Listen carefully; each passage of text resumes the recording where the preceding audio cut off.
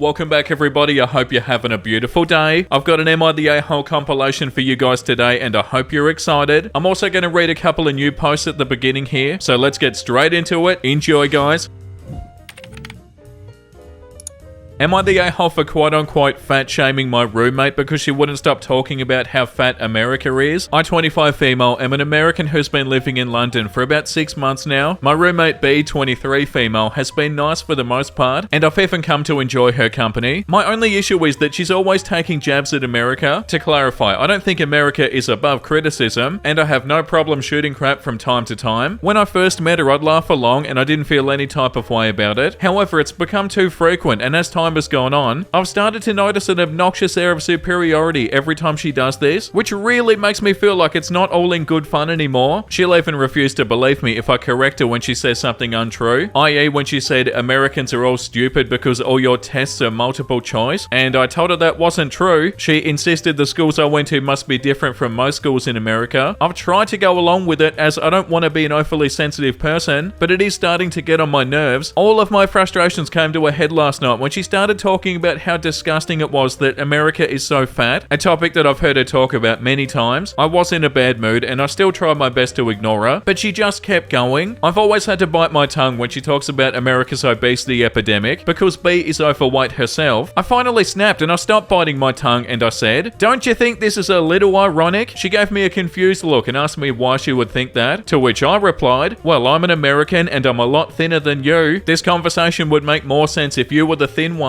She absolutely exploded and told me I had no right to make comments about her body. After that, she locked herself in her room and now she refuses to talk to me. I made some beef stew for dinner tonight as a peace offering, but she still won't acknowledge my presence. I do feel bad about hurting her feelings, but I also feel like she shouldn't dish it if she can't take it. No, I don't feel like you're the a-hole. They started all of this. Of course, if you said this and they didn't say everything they said, then yeah, you'd be the a-hole, but you're definitely not. Yeah, like the top comment says, I had a friend exactly like this. She was from New Zealand, and every time we were together in New York City, she'd talk crap about Americans being fat, stupid, etc. One time I snapped and I said, "You do realize everyone in my family is fat, right? You're insulting me to my face." Her response was to stare at me in bewilderment and say that she didn't mean me. She meant all the other fat Americans. Oh, okay, so still the rest of my family then? Cool. And her father had the biggest goddamn beer belly I've ever seen. He was the Kiwi version of Santa Claus. We're not friends anymore. There are plenty of valid reasons to talk crap about America or Americans, but if you talk crap about people who did nothing to you personally, you deserve it, not the a-hole. Am I the a-hole for asking my fiance to skip this year's Christmas family vacation because our baby's due? Wow, I wasn't expecting this many responses, and I can't personally thank all of you, but thank you all so much. All your support and responses mean a lot, and I definitely plan on showing this thread to him. Context, I've gone to Florida with his family for the past 5 years for at least a part of Christmas. Every other year I return before him to spend Christmas Day with my family. This year is the first time in a long time that all the other siblings are able to overlap dates. My fiance has major FOMO, which is why it's a sensitive subject. His parents have always been weird about keeping their family close. They've never said it outright, but little things do suggest that they don't consider me completely part of their family yet, since we aren't married. Also, my parents are away overseas dealing with a grandparent emergency. My mum has been kept in the loop though and is trying to come back as soon as she can. My fiance and I, 31 male and 31 female, are expecting our first baby due December 30th. His family has a vacation home in Florida, and they've gone every year during the holidays for about a month until after New Year. He agreed not to go this year because of the baby, but his family is insisting that he go and come back on the 28th, which is ample time before the baby is due, so he bought a ticket for December 15th to 28th. His reasoning is that his parents really want him there, and his siblings will also be going. This is bothering me a lot more than I thought, because I know pregnancies are unpredictable, especially in the last trimester, and if anything happens leading up to the due date, I need him here. My parents are away until December 26th, and my friends have their family, so I'll be completely alone. The other reason, and I guess it's more selfish, is that I'll be spending Christmas by myself. It's not the main reason why I'm bothered, but it's a small part of it. He's been spending Christmas every year in Florida since he was 15, and there'll be many more trips after the baby's born. I don't know why he has to go this year. Anytime I bring it up, it results in a very uncomfortable fight about my expectations to put me first rather than his parents. parents? Bro, you should be. Are you joking? You're having a child with your partner. Of course that should come first. I don't even bring it up anymore. His parents have always been kind to me, but they also don't see any problem, so I think I'm going crazy. Am I the a-hole here? No, you're definitely not the a-hole. You're 100% right. You have no idea what could happen, and they need to be there with you. You're having your first baby together. Of course he needs to be there. I feel like just the fact that you're going to be alone for Christmas should be enough for them to stay. Yeah, no, they should 100% be staying with you for Christmas. And what does he mean, the expectations to put you before his parents? What about the child that you're about to have? And not to mention supporting your partner? Like, bro, your partner is having a child. They're going to need support. And what, you're just going to run off and have Christmas with your family and pretend they don't exist? Get out of here. Yeah, like the top comment says, not the a-hole. Your husband is a fool if he goes. This is your first baby. You don't know if the baby's going to be here early or on time or late. His family is you and the baby. Yeah, true. That's a good point. If his family can't see that, that's another issue. None of them have a crystal ball and know when the baby's coming. Personally, I'd also be pointing out how quickly things can go wrong for mum or bubs during labour. I'm actually disgusted with him for thinking this is okay to leave his vulnerable wife during that time. You just don't know what's going to happen. And what's with not wanting to spend Christmas with you? Leaving you completely alone? Not cool. I'm furious for you. Where are you? I'll come and take care of you. Yeah, I'm kind of mad about this too. Like, what are you doing, dude? At the very beginning of this, they said they're definitely planning on showing him this. And yeah, you 100% should. They definitely need to know why they're wrong about this. And on that note, everybody, it's compilation time. Thank you for your support, guys. I hope you enjoyed the compilation. And I'll see you tomorrow, guys. Am I the a-hole for telling my son that that village you wanted doesn't exist since you burnt it to the ground? This is a bit complicated. I'm a stepmom to 5 wonderful kids. I became their stepmom when the oldest was 9. I adopted all of them but one, and that's Nick. He never wanted me to be his mum, which is fine. The moment he turned 18, he made it very clear that he doesn't care about me at all. I wasn't invited to his wedding or any holidays and so on if he was hosting. My last straw was when he told me that he will come to Christmas that I was hosting if I left, so we're very low contact. Along with that, he's blown up every single sibling relationship. He has 2 girls now and he called me up. This was a surprise and we started talking. After a while, he started complaining about not getting help at all to raise his kids. He asked me to watch them on Sunday and step up as a grandparent. I told him that the reason the village doesn't exist to raise his kids is due to him burning that village down. He called me a jerk and hung up. My husband is iffy on the situation but told me it's my call since I would be the one to watch the kids most of the time since he travels often for work, so I'm posting here. Okay, so there's a lot of context missing here, of course, but from what it says here, it sounds like you're not the a-hole. They've wanted nothing to do with you and now they're surprised that you don't want to help them. Of course you don't want to help. And like the top comment says, what has your husband been doing for the last however many years? Does he have a relationship with his son? How did y'all function before Nick turned 18? Where's Nick's mum? There's too much missing here, but based on just the information, it appears that Nick is meeting the consequences of his choices, not the a-hole maybe. And they respond under this comment, husband has a low contact also, but due to a different reason. He didn't have a great relationship with his siblings, but they tolerated each other. Nick's mum said that I'm out and basically gave up her rights. I've never talked to her and I don't think the youngest has even talked to her. I have no idea what she's up to. I feel like this comment really sums this up. Not the a-hole. He called to complain that he isn't getting help. He didn't call saying that he regrets that he messed up relationships. He wants something from you. He doesn't want you. This sucks and please prioritize yourself and the people in your life who actually care about you. Yeah, this entire time it sounds like they've just been difficult for no reason. Am I the a-hole for telling my parents that if they give my brother money, I'll stop giving them money? My female 32 brother 35 is trash. He has multiple baby mamas and is a deadbeat. He also is the apple of my mum's eye. He can do no wrong and is just misunderstood. My parents are retired and on a fixed budget. I do well for myself and I help them out. I give them maybe $500 a month to help with groceries and bills. Every once in a while I give them extra for an unexpected expense. No questions asked. My mum asked me for $2,000. I sent it to her. Strangely enough, I ran into my brother at a family wedding that I'd been told he could not afford to attend because it was a destination wedding. Weird. Funny story, he actually missed the wedding because he hooked up with some rando on an excursion and went to their resort. It was our cousin's wedding and my aunt was pissed. She had to make special arrangements to get him included on the trip since he only had the money last minute. She said that my mum shouldn't have given him the money if he wasn't going to show up. Then she shut up after she saw the look on my face. I enjoyed the wedding and I had a great time. When I got home, I went to see my parents. I asked my mum why she had asked me for the $2,000. She lied and said something for the house. I asked her what, and she couldn't say. I told her what my aunt said. I told her and my father that from now on, I wanted receipts for any money I gave them. I said I've got no problem helping them out, but I'll be damned if I'm gonna work my ass off for her to give my money to my piece of crap brother. She started crying and my dad said that they weren't children and didn't answer to me. I agreed and I walked out. I didn't talk to them for 2 months. My aunt called me yesterday and told me that my parents were thinking of going to the food bank since they didn't have any money. I said that I'd given them $2,000 a couple of months ago and that was more than my family of 3 spent on food in that time. She said I knew damn well that they'd given my money to my brother. I told her that he should probably pay them back then. She said that I was being a biatch. Am I the a-hole? Oh my god, no, not even a little bit. It's 100% the parents' fault. Like, do they really expect you to give them money so they can give money to your brother? Do they expect you to be okay with this? Or was this a one-off thing that isn't gonna happen again? Definitely not the a-hole. And like the top comment says, OP, you're not the a-hole, your parents are. They've created this monster and now you're supporting him. They're using you as a cash cow. Yes, it's true, they don't answer to you, but if you're footing the bill, then they damn well better tell you where the money's going. And your aunt calling you a biatch is funny. If she cares so much about your parents, she should be footing the bill, which I highly doubt because people are always one to talk but never to sign the check. Stand your ground and let them suffer a little so they understand. They won't die over eating some food from the food bank. Yeah, not the a-hole, and you gotta stop giving them money. It's totally the parents' fault, and also completely enabling your brother. Yeah, that's not your fault. Am I the a-hole for explaining to a man who refused to mind his own business what happens in graphic detail if I drink regular cow milk in my latte? I had some tests to have run at my local hospital today. In the hospital is a coffee place. It isn't Starbucks, but it's a local place that has a few locations in my area. When I was all done with my medical stuff, I decided to treat myself to a coffee. I got in a long line behind a man that I noticed kept on muttering about something. I noticed every time someone in front of him ordered a coffee with some sort of plant milk, he would mutter louder. Finally, he was up to order. He looked around and loudly said, I want a regular drip coffee with real milk, not this frou-frou BS that everybody drinks these days. The barista rolled her eyes and got his coffee. He was standing nearby messing with his drink or something. I ordered a latte with oat milk. I was kind of waiting for him to say something, but I wasn't officially instigating because I always get oat milk. The guy looks at me and says, you know that's not milk, right? I said, yeah, I know. He then says, it won't kill you to drink regular milk, right? It's good for you. Now here's where I might be the a-hole. I said, yeah, it won't kill me, but I don't want to, oh my god, Hershey squirt all the way home. I don't want to poop myself from now until there's nothing left in my stomach. So if you don't mind, I'll take my oat milk latte and I won't poop myself, thanks. The guy threw his coffee away and left. The barista was in shock. Now I feel bad, and my husband said it was kind of uncalled for, but he also laughed so hard when I told him. I get so annoyed when people decide they have some out-of-pocket thing to say to me. No, I don't feel like you're the a-hole. They 100% deserved everything you said to them. You know, like obviously it's super gross, but that's what they deserve. Like the top comment says, well, he did ask and you let him know in no uncertain terms that there are horrible stomach and intestinal symptoms. Some people need to hear it and be disgusted in order for them to leave others alone and shut their mouths. What's his problem anyway? You each get your coffee the way that you each like it, and that's that. What do I give a crap if you drink oat milk? As long as you don't force me to drink it, I don't care. Not the a-hole. Am I the a-hole for audibly saying bruh when my sister announced that she was pregnant again? Hello, I'm female 16, a younger sister to Laurie, 26 female. Me and Laurie have never been close since we had different dads. I was an affair baby. She always resented me for ruining her family, but whatever. Laurie has 6 kids. Yeah, 6. Twin boys, Beck and Joe, who are 7, planned. A girl, Liliana, who's 6, unplanned. Another girl, Angel, who's 5, planned. Another boy, Keith, who's 2, planned. Another baby boy, Carl, who's 9 months, not planned. Despite the fact that Laurie is incapable of taking care of these kids, 4 of them were actually planned because she knows that my pushover mum will give her money and watch the kids. My mum even quit her job to do so, even turning her workroom into a nursery for Carl. We're pretty well off, but we can't do this forever. I try not to judge and I just ignore Laurie like she does me, even though when my mum is busy doing something like changing a diaper, I have to step in and help, especially with the twins since they're very rough with each other. Tonight at dinner, Laurie's boyfriend joined, a father to just Carl, as well as Laurie's father. This wasn't abnormal, so I didn't think anything of it, until my sister said that she had exciting news. I wish she would have said something else, but I knew what she was gonna say. I'm pregnant, she would say. Everyone went dead silent until I said, bruh. I didn't even mean to say it out loud, but come on. Laurie gave me a death stare and said if I wanted to say something, I should just say it, so I did. Laurie, this is your, I take a moment to count, 6th child. You know we can't keep supporting you. Without mum, you'd be on the streets, and you know that. Look at mum, she's so tired. She's always taking care of your kids, and so am I. I'd bet that I've changed more diapers than you have, you selfish biatch. She began to cry and ran out into her boyfriend's boyfriend's car. He followed her and drove. My mum then began to cry and she left to go get Carl back to bed since he woke up. It was just me and Laurie's father. He began to yell and told me that I was a brat and Laurie was a great mother, and then he stormed off. As I'm sitting here in the morning watching the boys, I'm thinking, was I too obnoxious? My mum says that a lot. I don't mean to be because of my autism, but come on. Please give me some feedback, Reddit. Am I the a-hole? No, I don't feel like it. You can't be having 6 kids and be expecting other people to look after them. Like, how bloody irresponsible can you get? Oh, hey guys, I've had my 14th child. I'm just gonna pass them off to my other family members because I can't look after them. Yeah, that's not good, and obviously nobody else was saying anything. The top comment says, not the a-hole. If it were me, I would completely stop helping watching the kids, but I can't stand when people pawn their kids off on family members. It really pisses me off since it happened to me as a kid. My parents decided to have more kids when I was 10, 14, and then again when I was 17. Guess when I moved out? 17. Yeah, and the fact that their mum quit their job so that they could look after their kids. Yeah, I don't know, it's not a nice situation, but somebody had to say something like this. Also, the thing about Am I the A-hole is half of these might not even be real, but assuming that it is, then yeah, I feel like it's not the a-hole. And yeah, it's pretty overwhelmingly not the a-hole in the comment section. Am I the a-hole for abandoning my daughter on vacation? My wife and I have always dreamed of celebrating our 40th anniversary with a luxurious vacation. Just the two of us, reliving the romance of our early years. We had it all planned out for years now, and we're excited beyond words. Enter our adult daughter Jane. Jane and her husband got wind of our plans and promptly invited themselves and their 2 children. Oh my god, get out of here. 9 female and 5 male along. I originally put my foot down and I told them this trip was just for us, which upset her some. But my wife has a hard time saying no to Jane, as she's the youngest of our children and our only daughter, and she didn't want to hurt her feelings, so she reluctantly agreed to let them join. I wasn't thrilled about it at the time, but I wanted to make my family happy, and I knew my wife was okay with the idea of a family trip. Even if she was heartbroken we wouldn't get our romantic trip, we went along with it. The place we were originally going to go was not child friendly, so we changed course and we decided on an all-inclusive family friendly resort. We paid for the resort and our grandchildren's plane tickets. Jane and her husband only had to pay their own airfare. And what, they didn't feel bad about this? Oh, I hate this so much already. Here's where things get complicated. As the vacation got closer, I started having a change of heart. I realized that our 40th anniversary was a once-in-a-lifetime milestone, and I wanted to honor it in a way that was true to our original plans. My wife and I might not be able to afford a trip like this again for quite some time, and it's something we always wanted to do. So without consulting anyone, I switched our tickets last minute to go to the romantic destination that my wife and I had originally planned for. I didn't tell Jane or her husband. I didn't even tell my wife until the day before our flight left, which was the day before Jane's flight left for their vacation. It wasn't an easy decision and I feel guilty about it, but I wanted our 40th anniversary to be the special, intimate celebration that we'd always hoped for. We called Jane after we landed to tell her, and she was extremely upset, to say the least. She seemed to have the idea that we were going to look after our grandkids so she and her husband could have alone time, and now that I abandoned her, they would have to do it all by themselves. I hung up on them when my son-in-law started shouting, and my wife and I enjoyed the rest of our trip. They came back the same day that we did, but haven't answered any of our texts, and Jane seems to be ignoring me. My wife told me that she vastly preferred our trip to the family trip, but she still doesn't like how Jane is mad at us and wants me to apologize. I'm not sure I want to after learning that Jane and her husband were using us for free babysitting and a free trip, but I feel like I just need to keep the peace. Am I the a-hole for changing our trip destination last minute and leaving Jane and her family to fend for themselves? No, definitely not the a-hole. It's your bloody anniversary, for God's sake. It's not a free holiday for them. And the fact that they didn't even feel guilty about completely changing your plans that you had with your wife? No, not the a-hole. The top comment says, not the a-hole. What part of the 40th anniversary trip did your daughter and son-in-law not understand? Oh, boo freaking who. They wanted to spend time alone and designated the grandparents to babysit on what should have been their special trip. If your daughter and son-in-law wanted alone time on a trip, they could have gone on a different trip and politely asked you and your wife to watch the kids while they were away, not try and hijack your trip. Don't feel guilty, OP, not even for a second. You and your wife have done the parenting of your kids, and now it's time to start enjoying life as a couple again. Sure, you're parents and grandparents, but you're still a couple, and you deserve to enjoy falling in love with each other all over again with romantic trips that do not include your offspring or grandkids. Your daughter needs a swift kick of reality right in the tuchus. She had the audacity to invite her family to your romantic weekend with the express purpose of securing babysitters so that she could enjoy herself without any thought of her parents. The entitlement is mind-boggling. Yeah, that's right, and that has 27,000 upvotes. But also, to be completely honest, it's definitely an a-hole move to do this without telling anybody, and overall I feel like it's still not the a-hole. Like they said in the beginning of this, they invited themselves to this. It doesn't get much more a-holey than that. Am I the a-hole for refusing to let my wife name our kid something stupid? Me, 25 male, and my wife, 23 female, are having our first child together. She's currently 9 months pregnant and could give birth anytime in the next couple of weeks. The only major fight that we've had during her pregnancy happened a couple of days ago. It was about what we were going to name our kid. It all started when we found out the gender of the baby. We didn't do a gender reveal and decided to find out the gender at one of her checkups because we didn't want to spend time making 2 lists of names and then having to get rid of one after. So after we found out that we were having a boy, we sat down together and we made a list. Almost all the names that she suggested were normal until one that caused me to write this post. She suggested that we name our son Mune. She told me that the name was from a movie she watched when she was younger and it always stuck with her. I told her the name was a little out there and he would get made fun of for it. She claimed that he wouldn't and we started going back and forth trying to decide whether to add the name to the list or not. Eventually she agreed to keep the name off the list. We picked some that we liked and I thought that was that. Later on in her pregnancy, her mum decided to throw a baby shower as it was her first grandchild, and my wife's pregnancy was almost over and we hadn't celebrated once. It was fine for the most part until we started to open the gifts. Most of them were normal baby things like diapers and bottles until we got to her mum's gift. My wife opened the gift bag and pulled out a blue handmade blanket. It seemed normal enough at first until my wife unfolded it, and lo and behold, there was the name Mune written on the blanket. When I saw it, I was pissed, but I didn't want to cause a scene, so I stayed quiet. After that reveal, I had family members come up to me and ask me about the name and why I hadn't told them. I didn't know what to tell them as I didn't have a clue about this either, and just had to embarrassingly tell my family, which pissed me off even more. Once the event ended and me and my wife went home, I started to question her about the name. She got defensive and told me that it was a good name and that I was overreacting about it. Oh my god, what?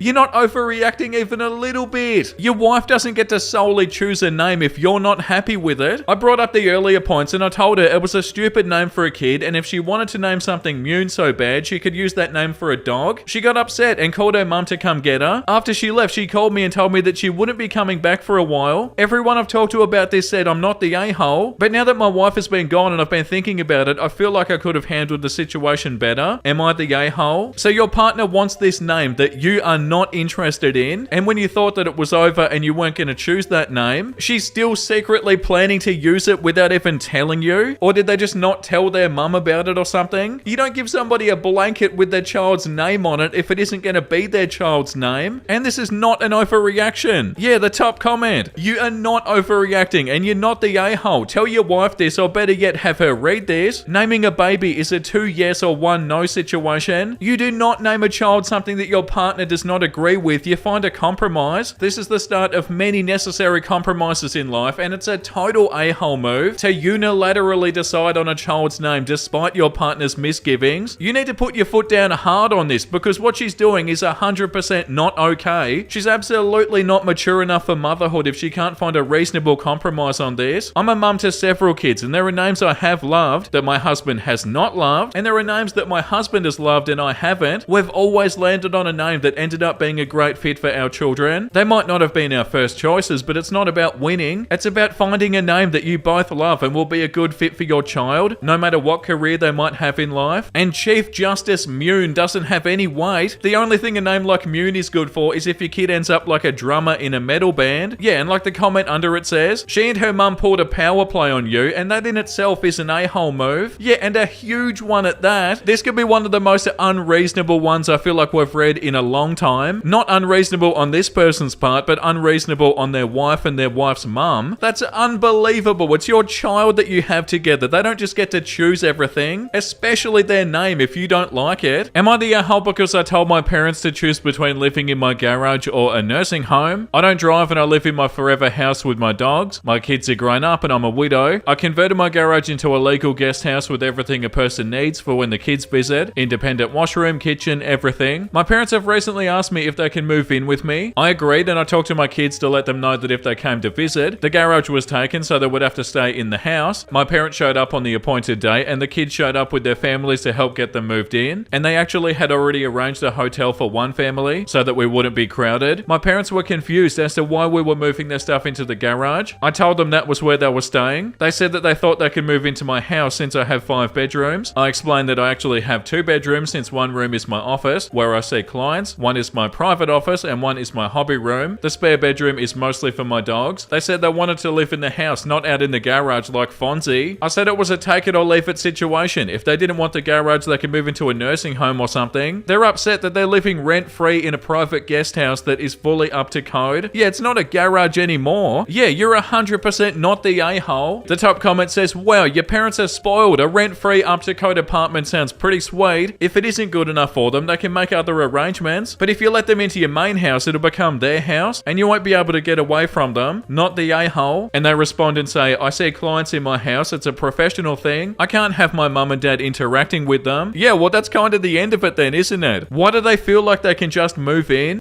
Am I the a-hole for cancelling my birthday party because my parents cut my sister a slice of my custom-made cake the night before my party when she cried for it? My sister, 11 female, is the miracle golden child. She always gets what she wants whenever she wants. My parents are always trying to please her and make her happy. They always make a big effort on her birthday and do whatever she asks for, but they can barely remember mine, and they're always conveniently broke. This year I wanted to enjoy my birthday, so I babysat and even mowed lawns to make this possible. My birthday was a few days ago, and the party was scheduled for the day after. I've been planning for weeks and I invited all of my friends. I bought the food, snacks and drinks, and I picked up my custom made cake, which I was really excited about. It was perfect. The night before the party, I noticed that my cake, which was in the fridge, had a huge slice missing. When I asked my dad, he shrugged and nonchalantly said that my sister was crying for it and that it was just a small piece. My friends wouldn't notice. Oh my god, this is awful. How dare your family do that? Like you don't even have feelings. Oh my god. I yelled at him, asking him why he would do something like that when it wasn't even bought with his money and that my sister could have waited for tomorrow. This made him angry and he went on a tirade about how I think I'm an adult because of my stupid party, implying at the fact that I did everything myself and did not ask them for anything. I ended up calling it off because I was not able to change the location last minute as I didn't have the means and I was so hurt. I didn't want to host it at home anymore. One of my friends told me that calling it off was an overreaction and that I could have just grit my teeth and gone through it without doing it at home, rather than cancelling just hours before. It's obviously way deeper than the fact that they cut a slice of their cake. It's the fact that their actions show that they don't even care about them. Oh god, this one's sad. And also, imagine enabling the daughter like this and making them think that this is okay. I can't believe this one. Parents like this are so annoying. One day they're going to be like, oh, why doesn't my kid talk to me? The top comment says, not the a-hole, but next year see if you can have a party at someone else's house. Don't invite your family. Next time something like this happens, just show the cake the way it is. Let people ask and let your parents answer. Yeah, 100%. Let them try to explain this to everybody. Am I the a-hole for telling my in-laws that it was on them to explain to their guests why there weren't any places for them at my wedding reception? I think the title has all the information. I married my husband last weekend after about a year of planning. The ceremony went off perfect, even with kids in the church. The formal photos weren't delayed. No one got drunk and wrecked anything. No one insisted on bringing their emotional support goat. The only hitch was that my in-laws invited about 10 extra people without telling us. Not relatives or anything, they were friends of theirs that we didn't invite since we don't know them. I didn't notice them at the ceremony and it wasn't until the reception that there were issues. There was no seating for them. Our best man and groomsmen found a folding table and chairs for them to sit at. There was food, we went with a buffet, but since we sent the tables to eat by number and they didn't have a number, they were sent last after everything had been picked over. My in-laws were embarrassed that their friends were being treated this way. I very politely asked them what they expected when they invited people without telling the people planning and paying for the wedding. They said that we needed to go and apologize for their treatment. I said I would, but I would also explain that they had not actually been invited. If they wanted their guests told anything else, then they had to go explain. They're upset with me and my husband has my back 100%. I think I could have been more gracious, but I also think it should not have fallen on us to deal with it. Yeah, and how do they not realize that they're in the wrong? Like completely in the wrong? Who's inviting people to somebody else's wedding without even asking? And furthermore, who's doing that and thinking it's okay? Yeah, like this comment says, your in-laws are of course entirely out of line and are the a-holes here, but the people they invited are also a-holes for even showing up. They did not receive an actual invite. Is this their first day on earth? Do they not know how weddings work? They didn't think it was odd that their invitation was a verbal one from the groom's parents and not a physical paper one sent in the mail by the couple? Not the a-hole. Am I the a-hole for telling my daughter-in-law that she isn't welcome in my home due to her jealousy about me being a housewife. I am a housewife now. I was a stay-at-home mum when my kids were young, and now that everyone is out of home, I'm a housewife. From the moment I met Beth, she's had a problem with me. The first time I met her and I told her I'm a homemaker, she told me that's not a job and it's lazy of me. Oh my god. I met her 30 minutes before that. It comes up all the damn time. They come over for dinner and I mention I'm tired, and she'll tell me that I don't work, so how am I tired? Oh my god, and you let them in your house?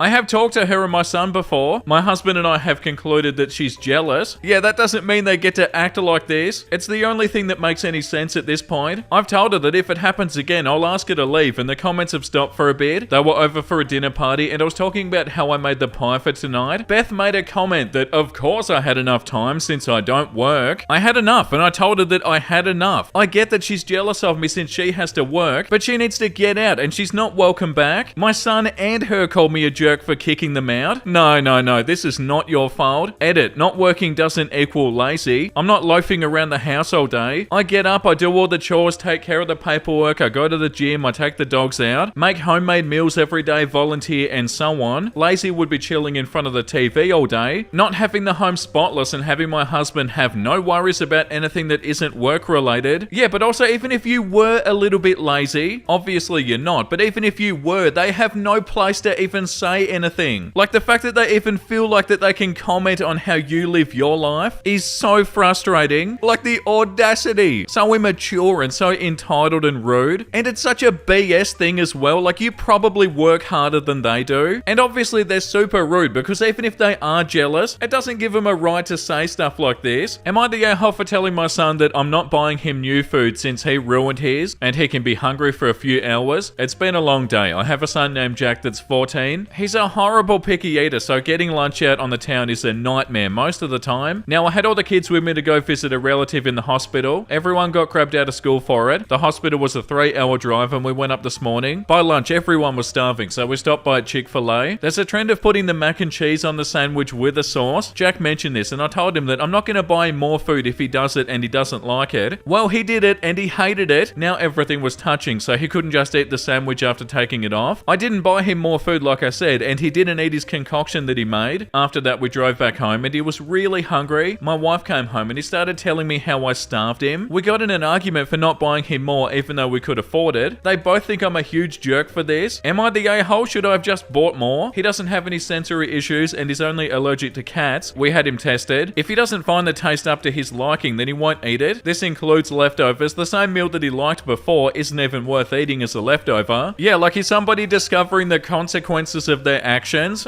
You're definitely not the a-hole in this situation. Like you said what was going to happen and they did it, and then that's what happened. Like, did they not see this coming? And also, you were the one who bought them the food. Like, that was the deal, wasn't it? And also, you're not starving your child. It's been a couple of hours and they wasted their lunch. It's a learning lesson, you know? Yeah, like this comment says, yeah, I love the fries and you should have enjoyed the meal. Your son, he needs to learn a lesson. You did not refuse him food. You bought him food. You told him not to mix his food that he wanted, but he did. Jack refused to eat the food that he wanted because of his actions that he was warned against. Jack is unaware of consequences and your wife is not helping. He was hungry only because of his own actions. If he was a picky 5-year-old, then that's different, but they're 14. He's old enough to understand. Too bad your wife isn't. Am I the a-hole for not letting my mother-in-law and father-in-law help me with the baby after their reaction to me being injured? I, 21 female, have a 7-month-old son with my boyfriend. My family lives abroad and they're coming over to stay and help at Christmas time. For now, my mother-in-law and father-in-law, 60s, Deborah and Bob, are helping me with household stuff and the baby. So far, we haven't had any real issues and they've been a massive help. About 3 weeks ago, I fell down the stairs. I wasn't holding the baby and the baby was safe. However, instead of helping me, Deborah and Bob both jumped to comfort the baby who was crying and left me at the bottom of the stairs. My legs were fine, but I was wobbly because of shock and I asked one of them to help me up. After nearly 10 whole minutes of being ignored, I managed to stand up on my own and hobble to the living room. What happened to you? Are you okay? I'll admit, I saw red. I just said, I fell down the stairs. Didn't you hear me calling you for help? Deborah's eyes widened and she said that she was too busy fussing over the baby. After an hour, my arm was swelling up and I was taken to the hospital. Luckily, it was nothing serious and recovery time would be quick. After my boyfriend got home and his parents left, I told him that I no longer want their help after today's events. I can manage on my own even though it'll be hard. He was taken aback and said they've done a lot for us. I said I appreciated it, but they ignored me crying and calling for for them for 10 minutes after I fell down the stairs. They don't care about me, only the baby, and I was embarrassed that I didn't see it sooner. He called his parents to let him know that we won't need their help anymore, and his dad said, "Is it about today?" We really didn't hear her. My boyfriend just told them that they're invited to Sunday roast this week, and that's all. I could tell he was not happy about my decision, but he said he went along with it because I'm the mother. Fast forward to Sunday, and my brother-in-law and sister-in-law are guests as well. Sister-in-law has a 3-year-old and is totally on my side, but brother-in-law isn't. He told me to be grateful for his parents' support as they're significantly more well-off than my parents, and paid for many newborn and infant expenses and plan to pay for many more as the baby grows. Since then, Deborah keeps calling and asking if we need any help with anything, and says she feels awful not seeing the both of you, and that she misses the baby. Am I the a-hole for not wanting them helping me in my day-to-day life? Edit, was the baby crying loud enough that there's a possibility they didn't hear you? No way, the baby stopped crying after 10 seconds, and the stairs are like 2 meters from the living room. There's absolutely zero way they couldn't have heard me. 1, scream as I fell. 2, the general noise of somebody falling, including books falling and wall plates breaking. Me crying and shouting for help. I fell at the top of the stairs and I fell all the way down. This wasn't a misstep and a bum shuffle down that hurt my pelvic bone. I fully fell down the stairs and I cracked the banister. No way they didn't hear. The baby also started crying after the initial smack after I hit the ground. Yeah, no, definitely not the a-hole. From what you just said, there's no way they didn't hear any of this. For them to not even investigate what they heard for like 10 minutes? Nah, what's up with that? The top comment says, not the a-hole. You're the only one who knows the layout of your home, the time frame of the crying and the noise and how everyone reacted. I can't imagine that upon hearing thumps and screams that they would rush to a baby who's fine, and for the next 10 minutes they didn't bother to call out for you or to investigate where the noise came from. While they may not have intentionally ignored you, they did display a lack of care for you, and weirdly for themselves. If I hear a big noise, I'm looking around and I'm certainly yelling out for anyone else who would be home to make sure that they're okay, but also to make sure that we aren't being robbed or something. My dad drops a pot on the floor once a day and we still all yell, "Are you okay?" even though we know exactly what the man did. And you know what? It doesn't matter if they want to help or if they have given you a ton of money and stuff. You're not going no contact with them and you aren't keeping them from the baby. You just don't want them around every day. Your feelings are hurt and you don't want to rely on them in the same way. I might agree with your brother-in-law if you were fully not speaking to them, but you're just scaling back their involvement and that's fine. Yeah, and also the boyfriend's reaction to this is BS. Like, are they not upset about that as well? The fact that they said that they disagree or something, but they're only going along with it because they're the mother. Yeah, like this comment says, I would be so angry that my husband was only supporting me because I was the mum. What if you'd broken your bloody neck? What if you'd been dead at the bottom of the stairs while they cooed over your baby? Ask him that. Ask him if he'd be angry if you were gone because of it. He does not have the appropriate level of anger. You're 100% in the right here, and your brother-in-law can shove that "you should be grateful" comment up his butt. He'd shut up real fast if it happened to him, not the a-hole. Am I the a-hole for telling my niece that she'll have to move out if she's not my nanny anymore? I'm a single mum to 2 kids, 8 and 6. I work as a nurse. 3 days a week, I work 12-hour shifts, 12 p.m. to 12 a.m. After my husband passed, I needed a nanny to tend to my kids from the time they got off school, 3 p.m. onwards. I decided a live-in was the best choice. I have 1 guest bedroom. I live right near a university. Around this time, my niece had just gotten accepted. She wanted to save cost on dorms and offered to watch my kids those 3 days if she could live there rent-free. I agreed, and I said I'd also pay her $22 an hour, a pretty competitive rate for our area. She's done with her classes by 1, so it works out. She fixes them dinner and puts them to bed, then she's free to do whatever. But of course, I pay her from 3 p.m. to 12:30 a.m. It worked for 2 years. My niece never had any complaints. Now, however, my niece is getting a paid internship related to her major that starts in January. She wouldn't be available to watch my kids. I congratulated her and I said I could help her look into student housing or an apartment. We'd have 3 months to do this. She was confused. I said that since I'd need to live in and I only have 1 guest room, she'd have to move out. My niece got upset and said this isn't fair, that she won't be able to save any money if she gets a dorm or an apartment. She could afford to live on her own but wouldn't have much savings. I pointed out that this would work best for me as I had to put my kids in aftercare the other 2 days that I work. I get off around 5 and the nanny could just pick them up from school versus them having to stay there for so long. My niece argued that the nanny could leave at the end of her shift, but after speaking to some nannies, they understandably don't want to drive home so late. Plus, I'm fine with the nanny and my niece sleeping after the kids do, so there's no sense in them sleeping, them waking up and driving so drowsy. Even I feel nervous driving home so late, especially after my long shift. My sister-in-law, her mum, feels this is unfair to my niece, but she moved in under the condition that she'd work as a nanny. My sister-in-law and brother live 3 hours away, so niece couldn't commute if she moved back in with them. They feel I should try to find a nanny who'd be willing to drive home at 12:30 a.m. It'd take me a half hour minimum to get home, but all nannies I've spoken to said no or expressed concern about their safety driving so late. Am I the a-hole? Editor answer from frequently asked questions. The internship is all semester long. My niece isn't interested in nannying at all going forward and will instead be pursuing internships. She has no desire to work after her internship is over for the day. She knew from the jump that I was only looking for a live-in specifically for childcare. I have also provided her written notice and am covering my ass legally. No, definitely not the a-hole. They want a free place to live so they can save all their money. And yeah, like you said, the agreement was that they're going to be the nanny. They can't change the agreement later and expect it to be fine. Yeah, like this comment says, not the a-hole at all. I'd go for the jugular and ask them why they feel a widowed single mother who's just trying to hold it all together is obligated to provide their adult daughter with free housing. I'm surprised you were paying her as much as you were considering the free housing. Yeah, that's right. You kept your end of the agreement. Am I the a-hole for telling my stepdaughter that she needs to grow up and stop expecting everyone else to cater to her diet because she wants to lose weight? I, 45 female, have been a stepmother to Lucy, 17 female, for the past 2 years. I also have a son, Jack, 15 male, from my previous relationship. For the first 18 months that I knew Lucy, she was in love with junk food. She would use the money that she'd get from babysitting the neighbors' kids to buy cookies, chips, ice cream all the time. It was very unhealthy how much of that crap that she was eating. I tried to politely encourage her to switch to something healthier that still tasted good, but she'd always respond with, "You're not my mum," and stop controlling my body. Because of this, she put on a lot of weight. Anyway, about 6 months ago, she got into an argument with a boy at school. They called each other names and he ended up calling her a hippo. That made her really self-conscious and she's been trying to improve her health since then. She threw out all the junk food we had at home and tries to exercise 3 to 4 times a week. She's been making steady progress and I'm happy that she's been taking care of herself. My son, however, has recently taken a liking to Doritos. He doesn't eat a lot of them, maybe like a packet every other week. He mostly eats it in his room so Lucy hasn't seen him eating them. But a couple of days ago, he was watching a TV show downstairs and he decided to eat his chips. I was cooking in the kitchen, but then I heard an argument, so I ran out. Lucy was mad at Jack for eating chips and told him to throw them out because she's trying to lose weight. My son said that he can eat whatever he wants. I tried to calmly tell Lucy that Jack is allowed to eat in common space, and if what he's eating is tempting her, she can nicely ask him to put it away, or she can go to another room until he finishes it if he declines her request. That just made her even angrier, and she accused me of playing favorites and sabotaging her progress. This pissed me off because I've done nothing but support her these past few months. I firmly told her that she's almost 18 and she needs to grow up and accept that not everyone is going to follow her diet, especially in their own homes. She cried to her mum, who's now blowing up my phone, calling me a biatch for not supporting her. My husband, her dad, is on my side, but after sleeping on it, I think I could have used a gentler tone. So, am I the a-hole? They can't expect everybody else to follow their diet. Yeah, like this comment says, not the a-hole. Her being on a diet doesn't mean that other people are going to diet. If she can't eat chips, that's fine. It doesn't sound like other people are trying to force her to eat them. But if her argument is, I'm on a diet so chips can't be in the house, that only flies if it's her house. If she wants to control what food is in her residence, then she'd need to be the sole person paying for the residence. Yeah, like the comment under it says, right? What happens when she goes out to eat with friends? Tell them and everybody else in the restaurant that they can't eat anything unhealthy. But also, I feel like there's definitely more to this and it doesn't sound very healthy either. Like, yeah, they can't expect everybody else to just eat what they want to eat and diet when they want to diet. Yeah, I don't know, because parts of this are not the a-hole, but there are definitely parts that are sort of, you are the a-hole. Like their whole attitude towards them and their whole attitude towards losing weight. It just doesn't feel like it's leading towards having like a healthy view towards food. And also there should be boundaries there kinda. Like they were commenting on what they were eating and stuff. Yeah, I don't know about this one. Am I the a-hole for not being happy that my little sister is getting married? I, 28 female, am not happy for my little sister, 19 female, getting married. We don't have any family left besides a distant uncle who lives across the country and couldn't care less about us. I've tried to be the best role model I could be for her since we lost our only parent so young, but I feel like I failed. My little sister met this cook at a restaurant that she works at, and I don't care what he does for a living. It has nothing to do with that, but he's 39. He's 39 years old and just put a ring on my 19-year-old little sister's finger. I met him once before and I didn't realize he was that old, to be honest. He looks good for his age, but I also didn't think they'd end up together, so I didn't think to press on it. She's constantly dating all these men, probably to make up for her severe daddy issues that I also have, but we don't need to get into that. I feel terrible because my sister was so excited to tell me that she was engaged, and I flipped out on her. I told her how disgusting it is that he's an old man and that she wouldn't be able to live her life the way that she wants with a guy like that. She left my house crying and won't answer me. It's been 2 weeks. Am I the a-hole? Oh my god, that's a huge age gap. What sort of 39-year-old 39-year-old man is marrying a 19-year-old? Oh, that's so concerning and unsettling and the biggest red flag ever. Like, obviously, it's not good what you said to her, but you were surprised. You wouldn't have actually thought that this was going to happen. And yeah, of course you're concerned. That is so concerning. A 39-year-old man has no business with a 19-year-old. Yeah, like this comment says, not the a-hole. She is still, for all intents and purposes, still a teen. She shouldn't be getting married at all, much less to a man 20 years older than her. I'd say that she's desperately seeking stability, but this man sounds incredibly predatory based on the age gap alone. Yeah, and how can it not? This one's pretty overwhelmingly not the a-hole. Some people are saying they're the a-hole for how they handled it, but also that obviously they were super surprised and so concerned for their sister.